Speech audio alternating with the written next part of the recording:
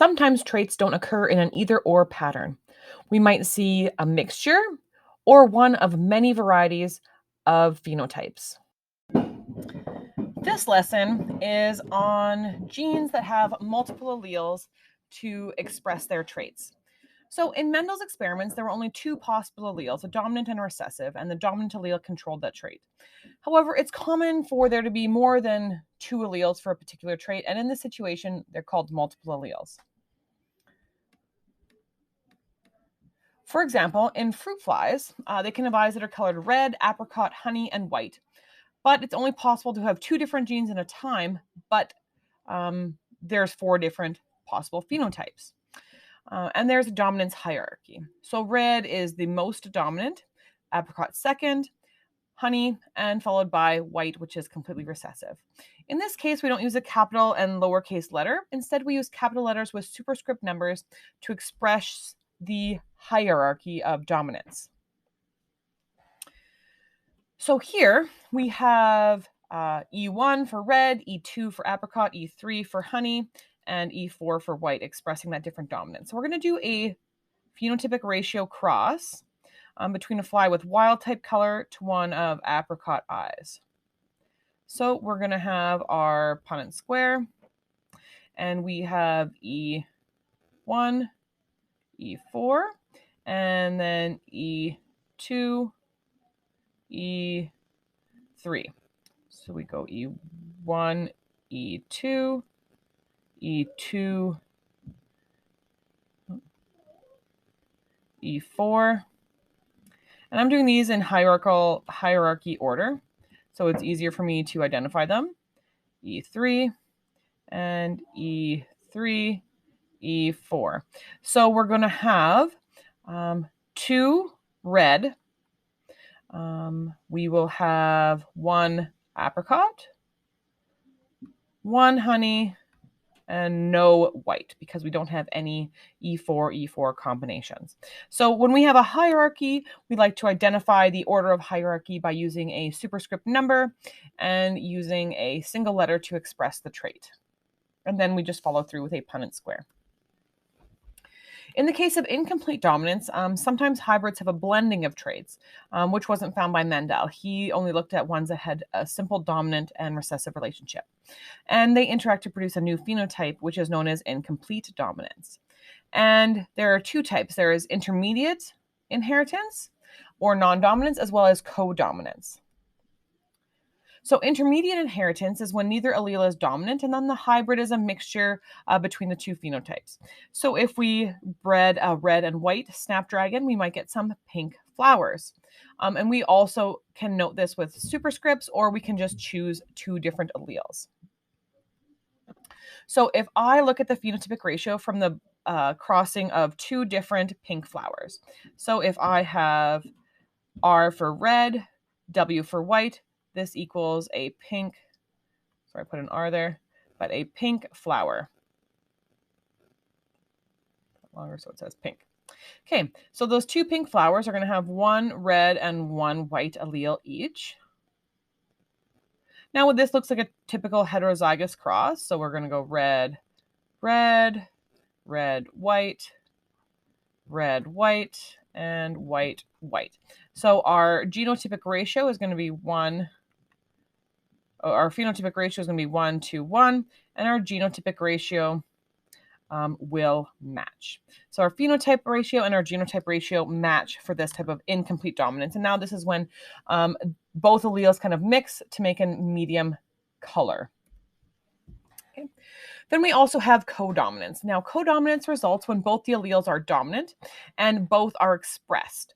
So, for example, shorthorn cattle can have a roan calf. Now, this is when the red and the white genes are both expressed at the same time, but we're not going to mix them and have a different color. It's just they both happen to be expressed in a different pattern. So we can do them with superscript, or we can do them with a red and white again. So we'll do R for red and W for white. So a roan shorthorn cow is crossed with a white shorthorn bull. So we have our roan cow and our white bull. So when we fill in our Punnett square, we're going to have a phenotypic ratio of 0, red, 1 to 1, okay, of our phenotypic ratio, because we don't have the option to have any red offspring. Blood types are another example of both multiple alleles and codominance. So most common blood typing system divides individuals into 4 different blood types. We have A, B, and O. A and B are codominant, but O, which is represented by an I, is recessive to both of them. So when we look at our phenotype of A, this could be an individual that has 2 A alleles, or 1 A and 1 O. Blood type B could have 2 B alleles, or 1 B and 1 O. AB has 1 A and 1 B, and type O would have 2 O, or lowercase I, alleles. So we're going to do a couple Punnett squares. If one parent has type A and the one has type B, we want to determine the parental genotypes if the offspring had half A and half B. So if we went, IA, IB, IA, IB is the AB phenotype. That means there has to be an A here and a B here and here. Okay, then we have 2 blood type Bs, so we're going to go IB, IB, and because this individual has blood type A, we know that they have to have an lowercase I or an O allele. So this would be the genotype of one parent, and the genotype of the next parent would be 2 Bs. Now, if all these individuals, and you can do Is with Bs, or you can just go AB as well, we're going to go with, IB.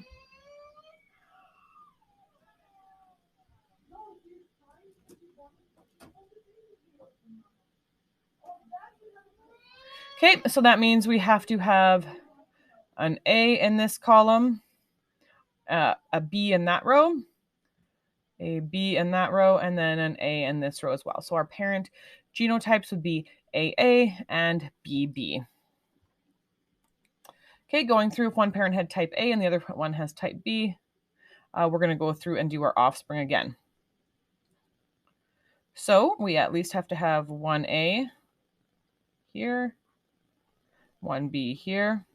So we're going to go AB, and the other child is AB, and then A. Oops, sorry. That's not going to work. Sorry, let me back up.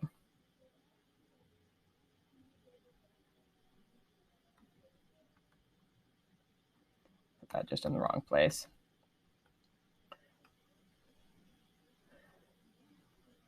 So it would be AB here. And then the other 2 children are blood type A. So that means this allele has to be A, and this allele has to be A. So that would be the blood type, or the 2 parental blood types. We would have 1% parent who is AB, and 1 parent who is AA. Sorry, correct this one more time.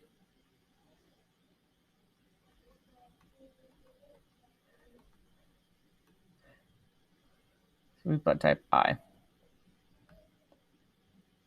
2 we have because that other parent has blood type B. Okay, so now filling in, we have to have at least 1A and 1B. However, this individual here, we have at least an O child, so that means both parents have to have 1 recessive allele. So when you're doing Punnett squares, never hesitate to erase, to stop, to go back if you're not getting the results you expected. It is a process to work through. So another issue with genes is you can have lethal alleles. Now, this is when the expression or phenotype of a gene causes death. Lethal alleles are typically recessive or mutant genes with a very low frequency in the population. Occasionally, a fully dominant lethal allele can form, but it would quickly be removed from the population. So, for example, Manx cats occur when cat has one dominant and one recessive allele. Now, if you bred two Manx cats together, you would get one normal cat, two Manx cats, and then one kitten with two recessive alleles that would be born deceased. Same thing with Overo horses. Overo horses have a white and black mixture. And so if you bred two Overo horses, now here we have capital O and lowercase o, you would have two Overo horses, one normal horse, and then one white horse with two recessive alleles that would, it would have the lethal gene, so it wouldn't survive. So that was our lesson today on multiple alleles and incomplete and codominance. Hope you have a good time working through your examples. Catch you next time.